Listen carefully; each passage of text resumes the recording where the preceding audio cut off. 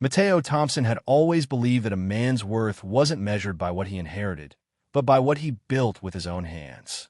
At 62, his hands bore the scars of that philosophy: calluses from his early days as a welder, a faded burn mark from a factory accident in '89, and a slight tremor that his cardiologist, Dr. Patrick Castillo, attributed to stress and age.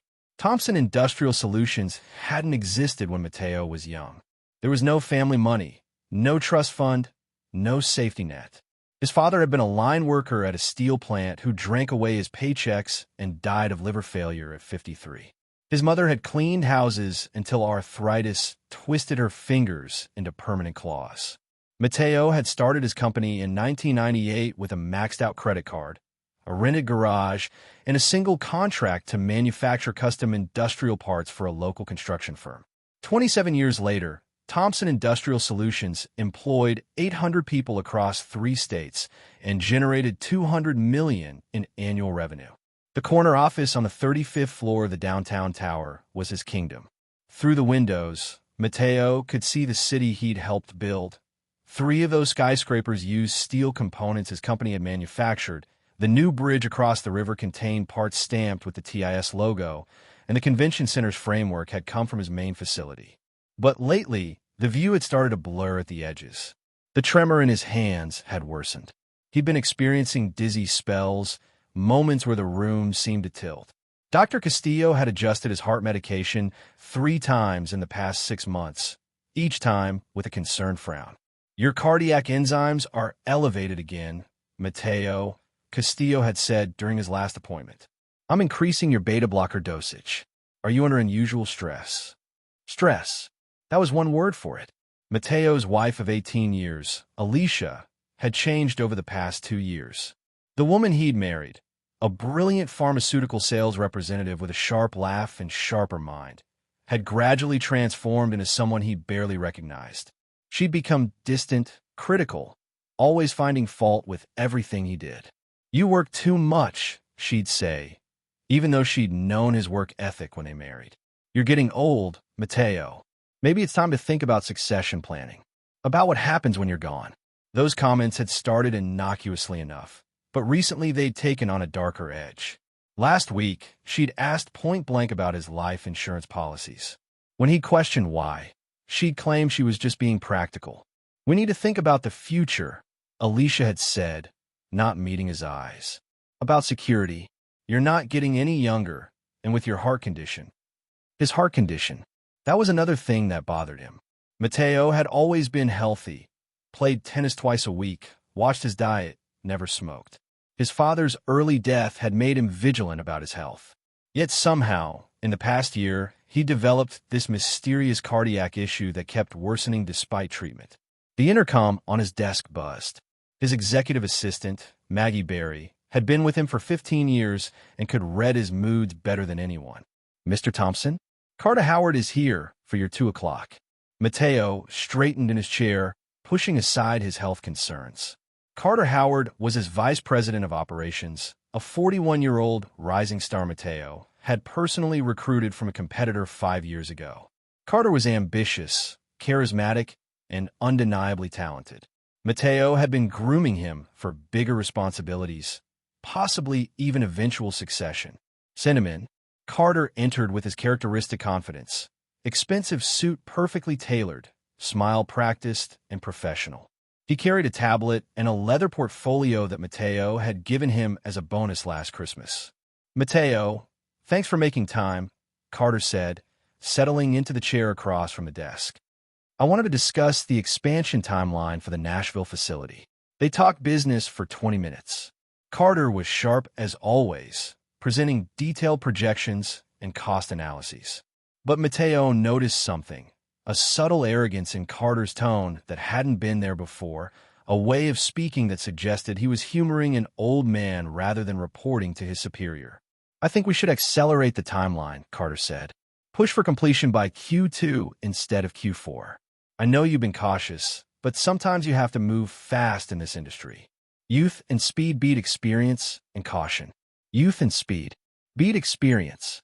Mateo kept his expression neutral, but something cold settled in his chest. "I'll consider it." Anything else? Actually, yes. Carter leaned forward slightly. I wanted to ask about your health. You seemed off lately. Is everything all right? The question would have seemed considerate from anyone else. From Carter, it felt like reconnaissance. I'm fine, Mateo said flatly. Just the usual wear and tear of age. Nothing that affects my ability to run this company. Of course not, Carter agreed too quickly. I just want to make sure you're taking care of yourself. TDS needs you healthy and sharp. We all depend on you. After Carter left, Mateo sat in silence, a nagging suspicion growing in his mind. He pulled out his phone and scrolled to his recent messages. Nothing from Alicia today, which was unusual. She typically texted him multiple times, usually complaints about something or requests for money. He opened his banking app and checked their joint account. Another large withdrawal, $5,000, marked as personal expenses. That was the third one this month. When he'd asked Alicia about the previous withdrawals, she'd been vague about spa treatments and shopping. $5,000 for shopping. Twice a month. Mateo closed his eyes and massaged his temples, feeling the familiar throb of a headache coming on. He reached for the pill organizer Alicia had started preparing for him 6 months ago. A thoughtful gesture, she'd said, to make sure he never missed his medications. His hand hovered over the container. When had she started doing that? Right around the time his symptoms had worsened. The thought was paranoid, he told himself.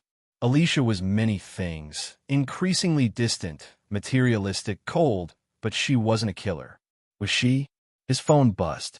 A text from an unknown number. He opened it, and his blood turned to ice. The image was clear enough to leave no doubt. Alicia, in lingerie Mateo had never seen, in a bedroom that definitely wasn't theirs. And Carter Howard, shirtless, his arm around her waist, both of them smiling at the camera like teenagers in love. Below the image, a message. We need to talk. Come to the parking garage, level B3, space 47. Alone. Now, don't make this difficult, old man. Mateo stared at the screen, his mind working through the implications with the same methodical precision he applied to business problems. The affair itself wasn't shocking. He'd suspected for weeks that Alicia was cheating. What shocked him was Carter's brazenness, the threatening tone, the absolute confidence that he held the power here. Old man, Mateo had built an empire from nothing. He'd outmaneuvered competitors with 10 times his resources. He'd survived recessions, lawsuits, hostile takeover attempts, and every challenge the business world could throw at him.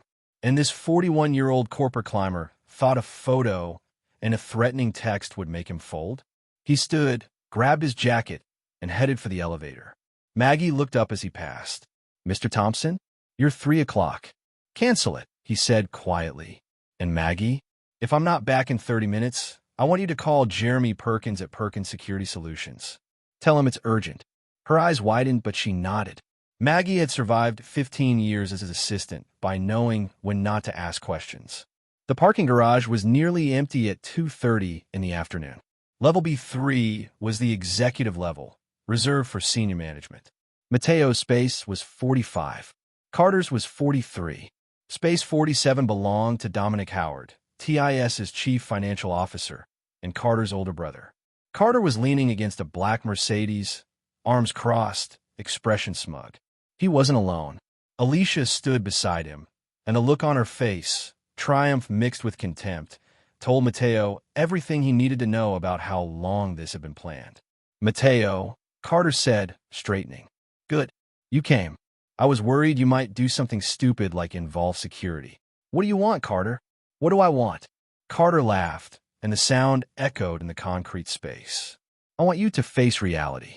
You're 62 years old with a bad heart. This company needs younger leadership, fresh vision. You've had a good run, but it's time to step aside. Step aside. Resign, Alicia said, speaking for the first time. Announce your retirement due to health concerns. Recommend Carter as your successor. Do it Friday at the board meeting. Mateo looked at his wife, really looked at her. The woman he'd built a life with, who'd held his hand at his mother's funeral, who'd promised to stand by him through everything. She met his gaze without flinching, her expression cold and calculating. Friday, Mateo repeated.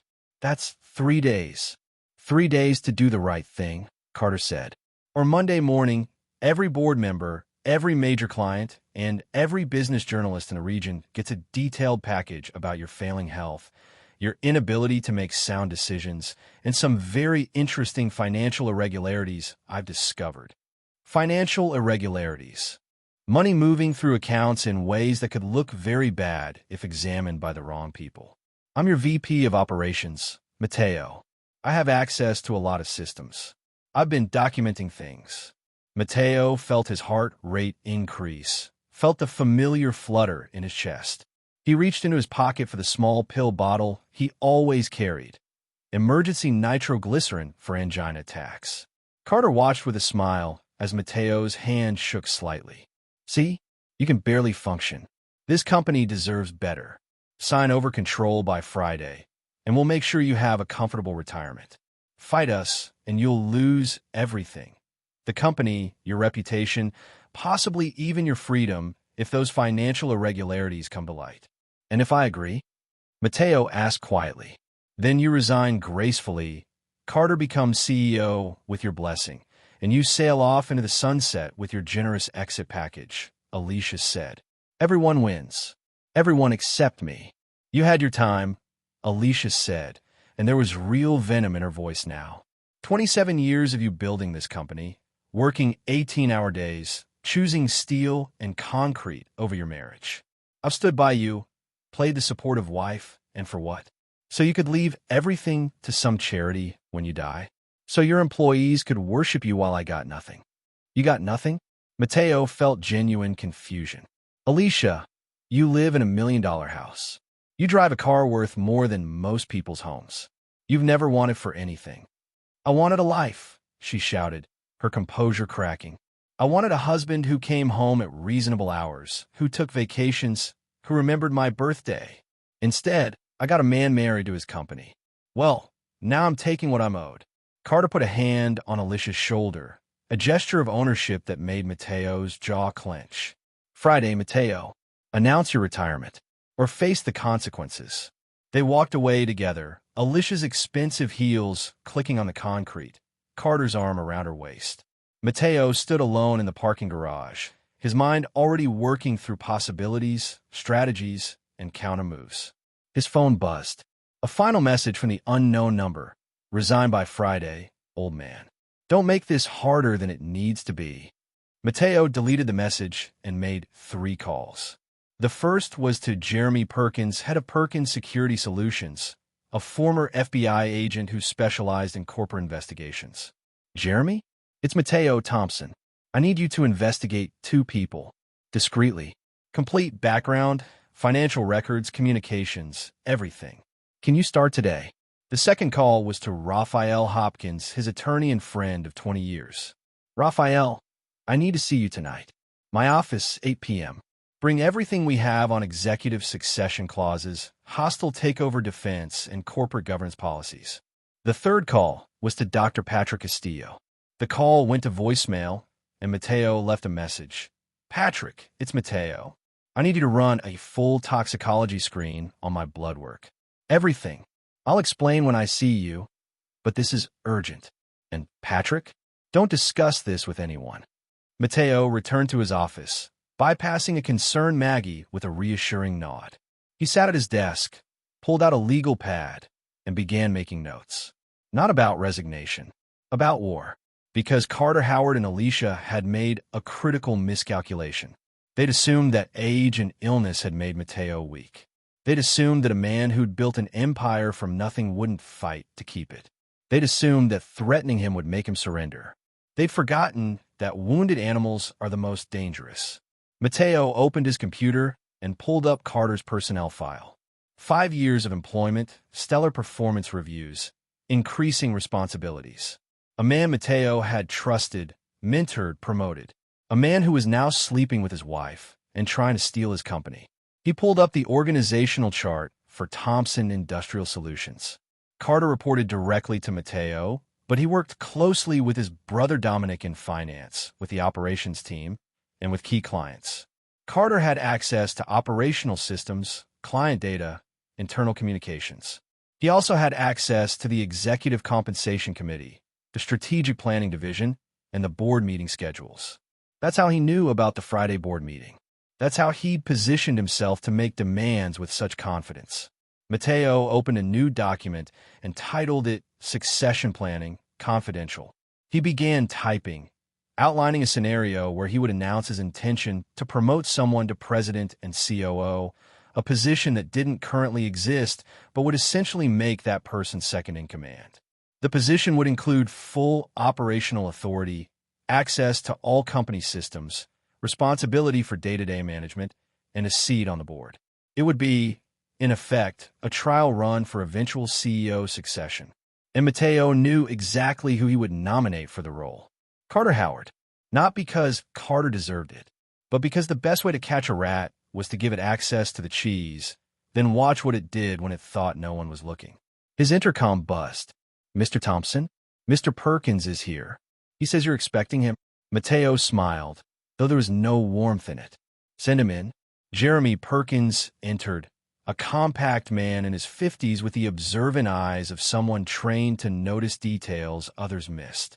He'd worked corporate security for Fortune 500 companies after leaving the FBI, and his reputation for thoroughness was legendary. "That was fast," Mateo said. "You said it was urgent." Jeremy sat, pulling out a small notebook. "Who am I investigating?" Mateo told him everything: the text message, the parking garage confrontation, the affair, the threats. Jeremy listened without interruption, taking occasional notes. "I need to know everything about Carter Howard," Mateo concluded.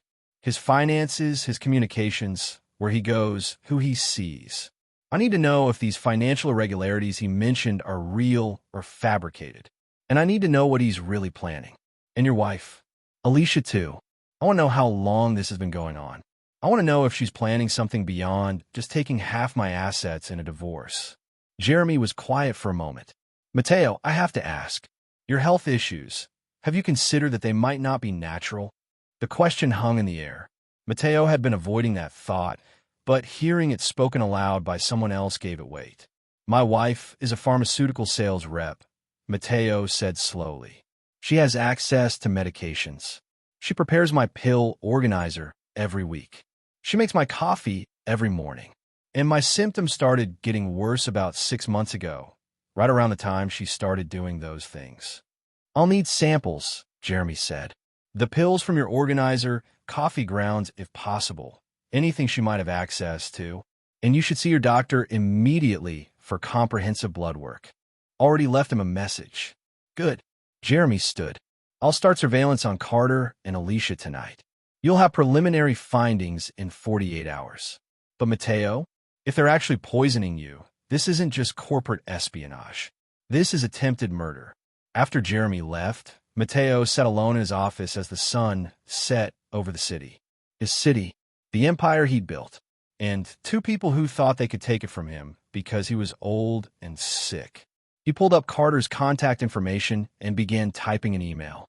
"Carter, I've been thinking about our conversation this afternoon. You're right about the need for succession planning. I'd like to discuss creating a president and COO position, essentially second in command, to begin transition planning. Let's meet tomorrow at 9 a.m. to discuss the role, responsibilities, and compensation." The board meeting Friday would be an ideal time to announce this change. Mateo, he hit send and leaned back in his chair. Step 1: the trap was set. He was giving Carter exactly what he wanted: power, prestige, access. The promotion would give Carter enough rope to hang himself. Because Mateo Thompson hadn't built an empire by being soft. He'd built it by being smarter than his opponents, by thinking 3 steps ahead, by understanding that sometimes the best revenge wasn't refusing to give your enemy what they wanted. It was giving them exactly what they wanted, then watching them destroy themselves with it. His phone buzzed. A text from Alicia. "Working late again? Some things never change. Don't wait up." Mateo didn't respond. Instead, he opened his desk drawer and pulled out the pill organizer Alicia had prepared for this week. Inside were his supposed medications: beta blockers for his heart, aspirin for blood thinning, vitamins for general health. He dumped them into an evidence bag Jeremy had left behind, sealed it, and labeled it with the date. Then he pulled out a bottle of actual beta blockers from his locked desk drawer, medication he'd been secretly keeping separate for the past 2 weeks, ever since his suspicions had begun. If Alicia and Carter wanted to play games with his health, he'd let them think they were winning. But he wouldn't actually be taking whatever poison they were feeding him. The trap was ready. Now, he just had to be patient enough to let his enemies walk into it. Carter Howard sat across from Mateo's desk the next morning, barely containing his satisfaction. The meeting had been going exactly as he'd hoped. Mateo outlining a new president and COO position with comprehensive authority over operations, strategy, and day-to-day management. This role would report directly to me as CEO, Mateo explained, sliding a detailed job description across the desk. But you'd have full operational control. Think of it as a trial run for eventual succession. And the board? Carter asked, keeping his voice professionally curious rather than triumphant. I'll propose it at Friday's meeting. With your track record, I can't imagine they'd object. Mateo paused, and Carter noticed the slight tremor in his hand as he reached for his coffee cup. Good. The old man was deteriorating right on schedule. You've earned this, Carter. I should have done this sooner. I appreciate your confidence, Carter said, already mentally composing the text he'd send to Alicia. They'd done it. Without the messy blackmail, without exposing the financial irregularities he'd so carefully fabricated in TAS's records, Mateo was simply handing over control. The old fool actually believed he was grooming a successor. He had no idea he was signing his own professional death warrant. After the meeting, Carter returned to his office and immediately called his brother Dominic, the CFO. Dominic answered on the first ring. He went for it, Carter said, unable to keep the excitement from his voice. Full operational authority, board seat, everything. The announcement is Friday. That's too easy, Dominic said, his characteristic caution tempering Carter's enthusiasm. Mateo Thompson doesn't roll over. Not after 27 years building this company. He's sick, Dom. You've seen him, the shaking hands, the dizzy spells, the memory lapses. The man's falling apart. He knows it, and he's smart enough to plan for succession before he completely deteriorates. Or he suspects something. Carter felt a chill. How could he? We've been careful. Alicia handles his medications at home. I handle his stress at work. The combination of beta blocker overdose and work pressure has been perfect. All his symptoms look exactly like natural cardiac decline. I'm just saying, be careful.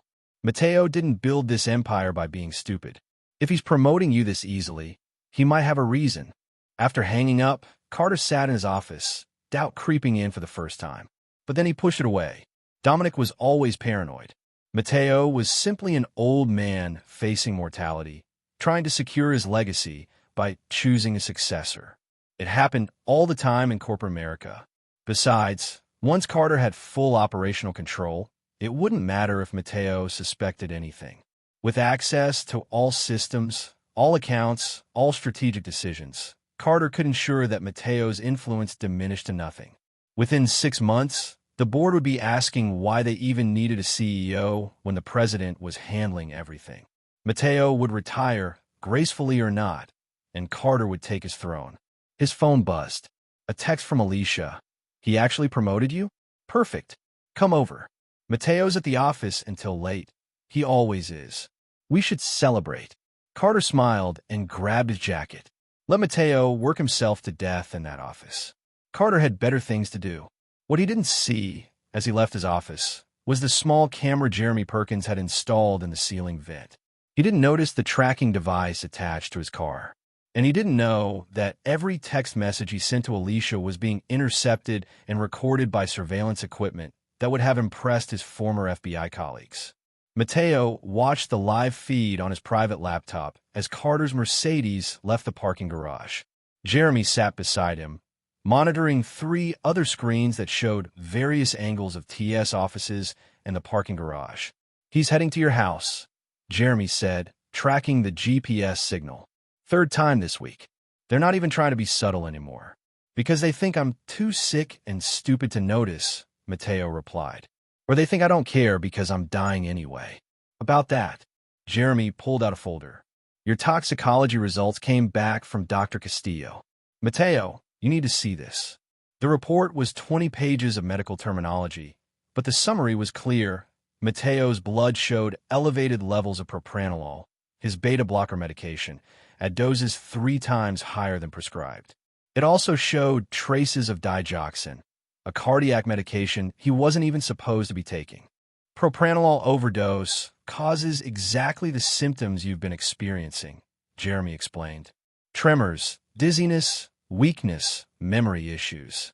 Combined with digoxin in small doses, it creates a perfect storm that mimics worsening heart disease. Your doctor would keep increasing your beta blocker dose to treat the symptoms, which would actually make everything worse. Creating a vicious cycle, Mateo said quietly. Right? And here's the really sinister part. If this had continued for another few months, you'd have likely had a genuine cardiac event. A heart attack or stroke that would look completely natural given your age and supposed declining health. The autopsy would show elevated medication levels, but it would be written off as an elderly patient mismanaging his prescriptions. The perfect murder. Exactly. And Dr. Castillo confirmed that he never prescribed digoxin. Someone with pharmaceutical knowledge added it to your regimen. Alicia. Jeremy nodded. She has the knowledge, the access, and the motive. She prepares your pills every week, makes your coffee every morning, has complete control over what medications you actually ingest. Mateo stood and walked to his window, looking out over the city. His heart was pounding, and this time it wasn't from poisoning. It was rage, cold, and controlled. His wife had been slowly killing him for months. His VP had been helping, manipulating him at work while Alicia poisoned him at home. They'd planned to inherit his company, his wealth, his legacy, built on his corpse. What's our next move? Jeremy asked. We let them think they're winning, Mateo said. I continue to pretend to take the pills Alicia gives me. I continue to show symptoms. They'll expect that even with my new reduced stress since I'm delegating authority to Carter. Carter gets his promotion on Friday, and he'll feel invincible. That's when people make mistakes. And when they make those mistakes, we'll be watching, recording, documenting everything. When this ends, I don't just want them caught. I want them destroyed so completely that there's no appeal, no sympathy, no second chances. The board meeting on Friday was everything Carter had dreamed about. 10 board members sat around the mahogany conference table as Mateo announced the creation of the president and COO position. The vote to appoint Carter was unanimous.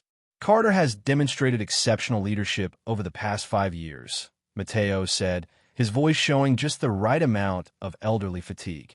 This promotion allows me to focus on long-term strategy while ensuring our operations are in capable hands. I can't think of anyone better suited for this role. Carter accepted with practiced humility, shaking hands with board members who congratulated him on his achievement. Across the table, his brother Dominic gave him a subtle nod of approval. What Carter didn't know was that Mateo had privately briefed 3 board members, trusted allies who'd been with TIS since the beginning, about the real situation. They knew about the poisoning, the affair, the blackmail. They were playing their roles perfectly, congratulating Carter while secretly positioning themselves to support Mateo when the hammer fell.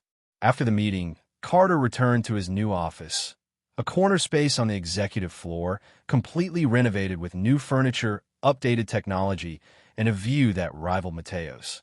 His nameplate was already on the door, Carter Howard, President and Chief Operating Officer. He texted Alicia, "It's done. I'm in. Now we just wait for the old man to fade away." Her response was immediate. Perfect. His heart has been worse this week. More chest pain, more weakness. Dr. Castillo is concerned. It's just a matter of time. What neither of them knew was that Jeremy Perkins was reading those texts in real time, forwarding them to a secure server that was building a federal case for attempted murder and conspiracy. Over the next 3 weeks, Carter settled into his new role with aggressive confidence. He began restructuring operations, redirecting resources, and making decisions that subtly undermined Mateo's authority while appearing to simply be efficient management. He also began working with his brother Dominic to prepare for the next phase of their plan, securing personal control over TIS's most valuable assets. Client contracts were renegotiated with terms favorable to Carter personally. Intellectual property was transferred to subsidiary companies that Carter had influence over. Key employees were promoted or relocated based on their loyalty to Carter rather than Matteo. "You're moving too fast," Dominic warned during a private meeting in Carter's office. "People are going to notice the pattern." "Matteo's barely functional," Carter argued. "He comes in late, leaves early, and spends most of his time in his office with the door closed. Everyone can see he's declining. No one's going to question why I'm making the decisions I was literally promoted to make." But someone was noticing. Everyone was noticing because Matteo had made sure they would. Jessica Gray, the head of human resources, had been quietly documenting every unusual decision Carter made. Easton Jackson, the operations director, was tracking how client relationships were being altered. Even Maggie, Matteo's executive assistant, was keeping detailed logs of who came and went from executive offices, what documents were being moved, and what conversations she accidentally overheard. They were all reporting directly to Matteo, building a comprehensive record of Carter's actions that would be devastating when combined with the poisoning evidence. The trap was nearly complete. All it needed was the final piece, catching them in the act. That piece came on a Tuesday afternoon when Jeremy Perkins called Matteo with urgent news. "We've intercepted communications between Carter and a pharmaceutical supplier," Jeremy said, his voice tight. "He's ordering more digoxin. A lot more. He's planning to accelerate whatever they've been doing to you." Matteo felt his blood run cold. "He wants to finish it. He wants you dead, Matteo. And soon." The communications suggest they're planning to induce a heart attack within the next 2 weeks. "They're getting impatient. Alicia's texts mention that you're not deteriorating fast enough, that Dr. Castillo is getting suspicious about your symptoms not matching your medication levels. Because I stopped taking what Alicia was giving me." Right. So they're planning to up the dosage drastically. One massive dose that will trigger a cardiac event that kills you. Matteo was quiet for a long moment. "Then we need to move now. How much evidence do we have?" "Everything. Surveillance footage of Alicia tampering with your medications. Text discussing the poisoning. Financial records showing Carter and Dominic funneling money out of TIS into offshore accounts. Recorded conversations about their plan to take over the company after your death. And now, evidence of Carter purchasing lethal doses of cardiac medication. Enough for criminal charges? Enough for attempted murder, conspiracy to commit murder, fraud, and about a dozen other charges. I've been working with an FBI contact, Special Agent Raylan Bennett. She's been quietly building a federal case. We're ready to move whenever you give the word." Matteo thought about his options. He could have Carter and Alicia arrested immediately, but that felt too simple, too clean. They tried to kill him while stealing his life's work. They'd manipulated him, betrayed him, and thought they'd gotten away with it because he was old. They deserved something more memorable than a quiet arrest. "I want to do this publicly," Matteo said. "I want them to experience the same fear and humiliation they tried to inflict on me. Can Agent Bennett coordinate a public arrest?" Jeremy was quiet for a moment. "How public are we talking?" "There's a company leadership summit in 2 days. 300 employees, all our management team, key clients, industry partners. Carter's scheduled to give the keynote address about TIS's future direction. I want him arrested during that speech." "That's dramatic." "That's justice," Matteo said coldly. "They try to destroy me in the shadows. I want to destroy them in the light." The Thompson Industrial Solutions Leadership Summit was held annually at the downtown Riverside Convention Center. It was a full-day event where 300 of TIS's managers, supervisors, and key employees gathered for strategic planning, motivational speeches, and networking. This year's theme was Building Tomorrow's Legacy. Carter had insisted on that theme, seeing it as symbolic of the transition from Matteo's old guard to his new vision. Matteo arrived early, looking every bit the frail, elderly CEO Carter expected. He moved slowly, appeared tired, and let others help him with his briefcase and coat. The performance was Oscar-worthy and completely calculated. Jeremy Perkins was there, disguised as an audio-visual technician, along with a team of security personnel who were actually FBI agents. Dr. Patrick Castillo sat in the audience, prepared to provide expert testimony if needed.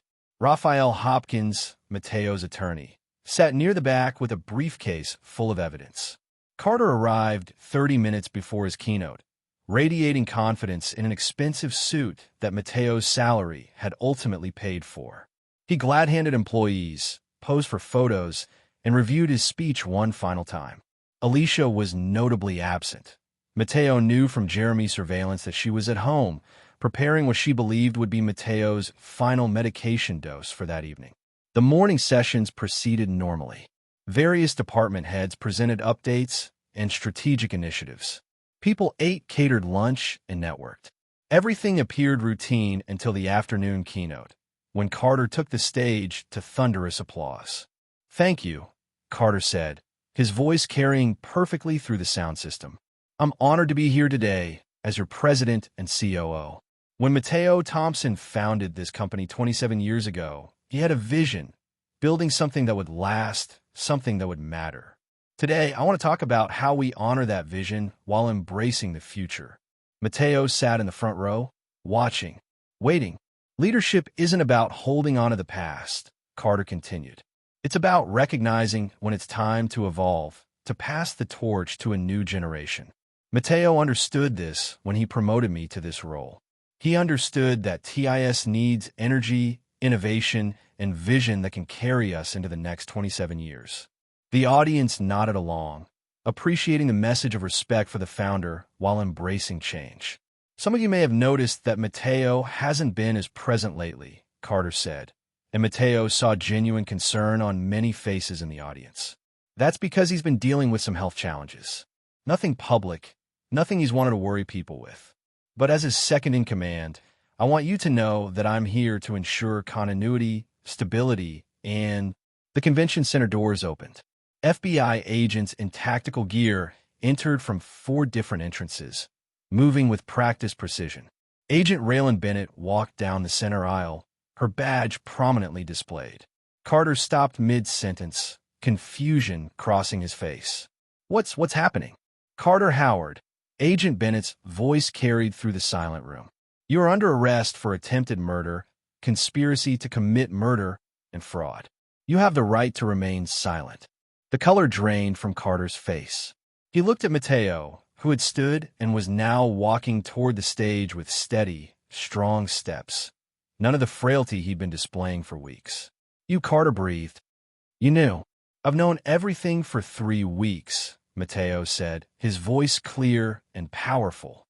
"Every text message, every poison pill, every betrayal. Did you really think a man who built this company from nothing wouldn't notice when 2 parasites tried to steal it?" Around the room, employees were pulling out their phones, recording everything. "This would be viral within hours." "I don't know what you think you have," Carter said, trying to maintain composure even as FBI agents moved toward the stage. "But I was promoted fair and square. I've done nothing." "You ordered digoxin from Brooklyn King at King Pharmaceuticals," Mateo interrupted, pulling out his phone and reading from saved messages. "You texted Alicia saying the old man's deterioration isn't fast enough. You conspired with your brother Dominic to move company assets offshore. You manufactured false financial irregularities to blackmail me. And you've been helping my wife poison me for 7 months." The room erupted in shocked gasps and angry murmurs. "That's insane," Carter said, but his voice wavered. "Mateo's been sick. Everyone's seen it. I haven't." "The symptoms were from propranolol and digoxin poisoning," Dr. Castillo said, standing in the audience. "I have toxicology reports that prove it. Elevated medication levels 3 times higher than prescribed, plus cardiac drugs he was never prescribed. The poisoning was administered through medications prepared by his wife and stress manipulation at work orchestrated by you, Mr. Howard." Carter's lawyer instincts kicked in. "I want an attorney. I'm not saying anything else without." "Your brother Dominic is already in custody," Agent Bennett said. "He's been very cooperative. Provided extensive details about your plan to induce a fatal heart attack in Mr. Thompson, inherit his company through his widow, and sell off the assets for personal profit. We also have Alicia Thompson in custody at your residence." At that, genuine fear crossed Carter's face. Alicia's been arrested. She was preparing tonight's medication for Mateo when federal agents arrived, Jeremy Perkins said, stepping forward and removing his technician disguise. "We seized enough digoxin to kill 3 people. She's facing first-degree murder charges since the intent was clear and premeditated." "This is a setup," Carter said desperately. "Mateo orchestrated all of this to get rid of me because I'm a threat to his control. He's paranoid. He's sick. I'm perfectly healthy," Mateo said, and his voice carried such cold authority that the room went silent. "Every symptom I displayed over the past 3 weeks was an act. I stopped taking your poison and started pretending, giving you enough rope to hang yourself. You thought I was a weak old man you could manipulate. You forgot that weak old men don't build empires." FBI agents reached the stage, and Carter backed away. "This isn't over. I'll fight this. You can't prove." "We can prove everything," Agent Bennett said, snapping handcuffs on Carter's wrists. "We have 7 months of surveillance, intercepted communications, financial records, toxicology reports, witness testimony, and your own brother's confession. You're going to federal prison, Mr. Howard, for a very long time." As agents led Carter out of the convention center, cameras recording every moment, Mateo addressed the stunned audience. "I apologize for the dramatic nature of this revelation," he said. "But I wanted everyone in this company to see that Thompson Industrial Solutions is not for sale. Not to corporate raiders, not to internal traders, and not to anyone who thinks age equals weakness. This company was built on integrity, and it will continue to operate on those principles." The room erupted in applause, genuine, relieved, and respectful. The trial was a media sensation. Carter Howard, Alicia Thompson, and Dominic Howard faced federal charges that included attempted murder, conspiracy to commit murder, fraud, and racketeering. The evidence was overwhelming. Alicia, faced with potential life imprisonment, took a plea deal. She testified against both Howard brothers, describing in detail how the poisoning had been planned and executed. Her pharmaceutical knowledge had made her the perfect accomplice. She knew exactly what drugs to use, how much to administer, and how to disguise the poisoning as natural cardiac decline. In exchange for her cooperation, her sentence was reduced from life to 25 years with eligibility for parole after 18. She would be 63 years old if she ever walked free. Dominic Howard, the CFO who'd helped plan the financial aspects of stealing the company, received 15 years. His legal expertise had been crucial to their scheme, but his cooperation had earned him leniency. Carter Howard refused to cooperate. He maintained his innocence even as the evidence mounted. The jury deliberated for less than 4 hours before returning guilty verdicts on all counts. The judge showed no mercy. "Mr. Howard, you betrayed a man who mentored you, trusted you, and elevated you to a position of power." Judge Mateo listened from the gallery as sentence was pronounced. "You conspired to murder him through poisoning, manipulated corporate assets for personal gain, and showed absolutely no remorse for your actions. The court sentences you to 30 years in federal prison without possibility of parole for the first 20 years. Carter's face was blank as guards led him away. Mateo felt no triumph, no satisfaction, just a deep weariness that came from having been betrayed so completely. After the trial, Mateo filed for divorce. It was uncontested. Alicia had no grounds to fight it given her conviction. Under state law, convicted felons forfeited their right to marital assets obtained through criminal activity. Alicia got nothing. Thompson Industrial Solutions underwent its own transformation. With Carter and Dominic gone, Mateo promoted Easton Jackson to president and COO. Easton was 47, had been with the company for 15 years, and had proven his loyalty during the investigation. Jessica Gray from HR was promoted to Chief People Officer. Maggie Berry, after 15 years as an assistant, was promoted to VP of Executive Operations. Every person who'd stood by Mateo during his darkest period was rewarded. 6 months after the trial, Mateo held a private ceremony in his office. Jeremy Perkins, Dr. Castillo, Raphael Hopkins, and Easton Jackson were there. On the wall, Mateo hung a framed letter. One his father had written him before dying, a letter he'd found in the old man's effects. Son, if you're reading this, I'm gone. I hope you remember what I taught you. Building something real takes a lifetime. Destroying it takes only a moment if you're not vigilant. Trust people, but verify. Be generous, but not foolish. And if someone tries to take what you've built, don't just defend, win decisively. You have my stubbornness and your mother's intelligence. That's a dangerous combination for anyone who crosses you. Build something that lasts. Protect it fiercely. And never, ever apologize for being strong. Love, Dad. He would have been proud, Raphael said, reading the letter. He would have told me I was an idiot for not seeing it sooner, Mateo replied, but there was warmth in his voice. 3 years later, Thompson Industrial Solutions was thriving. The company had acquired 2 competitors, expanded into new markets, and doubled its workforce to 1,600 employees. Mateo remained CEO, but had genuinely begun succession planning with Easton. On the anniversary of Carter's arrest, Mateo received a letter from federal prison. It was from Carter. Mateo, I don't expect forgiveness. I don't deserve it. But I wanted you to know that I understand now what I failed to see before. You weren't successful because you were lucky or ruthless. You were successful because you built something real, something that mattered to people beyond just profit. I tried to steal that, and I failed because you can't steal what you haven't earned. I'll be 62 when I get out of here, your age when I try to destroy you. Maybe by then I'll have learned what you tried to teach me all along, that building something is harder than stealing it, but infinitely more valuable. I hope you continue to thrive. You earned it. Carter. Mateo read the letter once, then filed it away. Some lessons were learned too late. Some betrayals couldn't be undone. But standing in his office, looking out over the city his company had helped build, Mateo Thompson felt something he hadn't felt in years. Peace. He'd faced death, betrayal, and conspiracy. He'd been poisoned, manipulated, and targeted by people he'd trusted. And he'd won, not through luck or ruthlessness, but through the same qualities that had built his empire in the first place: intelligence, vigilance, and the absolute refusal to surrender what he'd earned. His phone buzzed. A text from Easton. Just closed the Anderson contract.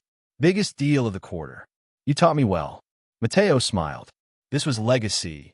Not just the company he'd built, but the people he'd trained, the lessons he'd passed on, the empire that would outlast him because it was built on principles rather than profit. Carter Howard had tried to steal that legacy. Instead, he'd only proven how unbreakable it really was. Mateo turned from the window and returned to his desk. There was work to do, deals to close, a company to run. At 65, he wasn't done building yet. And this time, he knew exactly who deserved to inherit what he'd created. Not through manipulation or murder, but through the same hard work and integrity that had built Thompson Industrial Solutions from nothing into something that would last.